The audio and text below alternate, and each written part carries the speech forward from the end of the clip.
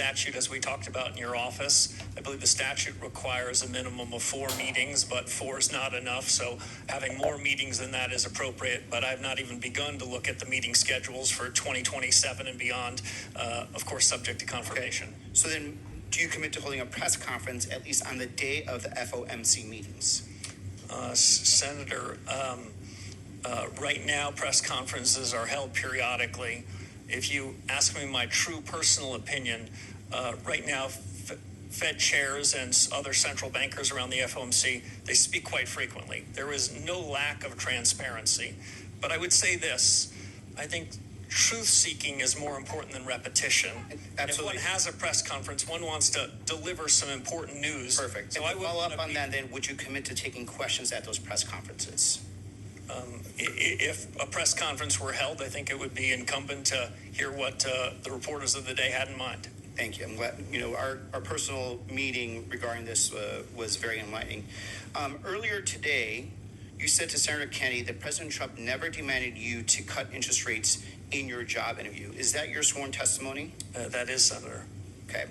Well, someone here is lying then, because it's either you or President Trump. Because in an interview with the Wall Street Journal of December 12th, President Trump confirmed that he pressed you on your commitment to support interest rates cuts.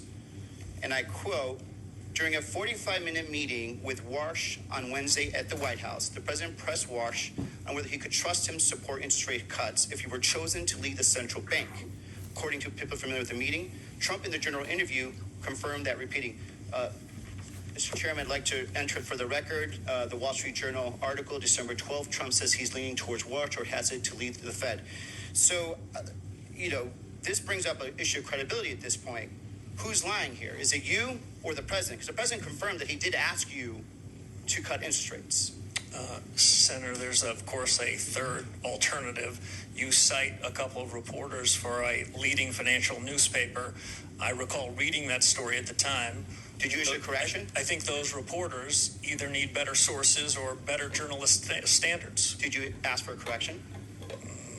There are things in the newspapers that I see all the time that don't strike my ear as correct. So is, in your opinion, that the president then is lying when he said he did not ask you? I can only repeat to you, Senator, what I said to several of your colleagues. So you did not. You right now, under sworn testimony, are saying just to right now that the president of the United States in that job interview did not ask you to cut interest rates. The president never asked me to commit to interest rate cuts at any particular meeting over the period of my tenure at the Fed. He didn't ask for it. He didn't demand it. He didn't require it. And nor would I have ever done so. So if these reporters come back and decide to do another follow-up on this and they confirm what they heard, what will your response be? Well, my response would be what I suggested to you a few moments ago. As I read that story in real time, I remember thinking they either need better journalistic standards or better sources. So, here's my problem, Mr. Chair and colleagues. And Mr. Warsh, I think you're incredibly qualified. A lot of us are actually worried about the integrity of the Federal Reserve. We're worried about what this means for the economic markets, and we're worried about what this means for inflation.